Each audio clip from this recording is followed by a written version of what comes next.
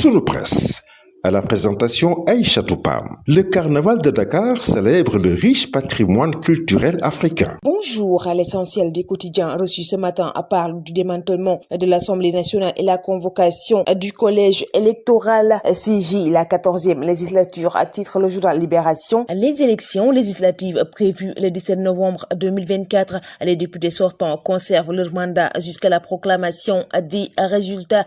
Selon le chef de l'État, la majorité parlementaire a décidé de ramer à contre-courant de la volonté du peuple sénégalais. J'ai dissous l'Assemblée nationale pour demander au peuple souverain les moyens institutionnels qui me permettront de donner corps à la transformation que je leur ai promise. Selon Benno Bokk Yakaar, le président vient de commettre un parjure. Diomaye met fin à la suspense à titre à Sud Quotidien. Dissolution actée de l'Assemblée nationale. Les élections législatives fixées au 17 novembre. Abdou Mbow, président du groupe parlementaire de Benno Bokk Yakaar, le président de la République, vient de commettre un parjure. Une première historique, lit-on en première page du journal Enquête concernant la dissolution de l'Assemblée nationale. Bassirou Diomaye Faye est le premier président à dissoudre l'Assemblée nationale au Sénégal. Un retournement de situation après l'annonce de la déclaration de politique générale. Le groupe parlementaire de la coalition Benno Bokk Yakaar parle de parjure. Le journal Le Quotidien abonde dans ce même siège. Diomaye valide la volonté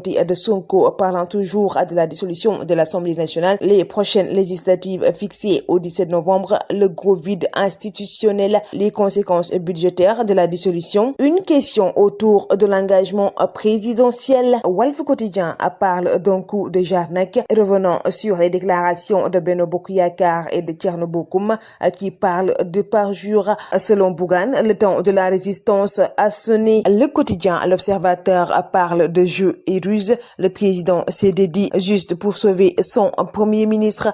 Diomaye Sonko, un sacrifice à tout prix. Ce sera une tache noire sur sa gouvernance législative du 17 novembre 2024. Une date et des questions à l'avis du Conseil constitutionnel sur le parrainage et l'équation du respect des délais flous autour des opérations budgétaires. Diomaye acte la mort de la 14e législature, peut-on lire en première page du journal Les Échos. Parlant de la dissolution de l'Assemblée nationale et des élections législatives fixées au 17 novembre prochain. Indécence présidentielle, titre le journal Tribune, parlant de Diomaye, de la DPG et de la dissolution de l'Assemblée nationale. Le Conseil constitutionnel a écrit au président Diomaye depuis le 11 juillet. Le quotidien national Le Soleil traite dans ses colonnes de la visite du président Bassirou Diomaye Faye à Tivaouane. Le chef de l'État sensibilise sur le péril migratoire. Le journal parle également de la remise des clés de la grande mosquée de Tivaouane ce vendredi. Le journal Bës Bi Le Jour traite également de cette question dans ses colonnes. À Tivaouane, le président Bassirou Diomaye Faye assimile le phénomène à un suicide et Anta Babacar Ngom qui demande à Diomaye l'ouverture à des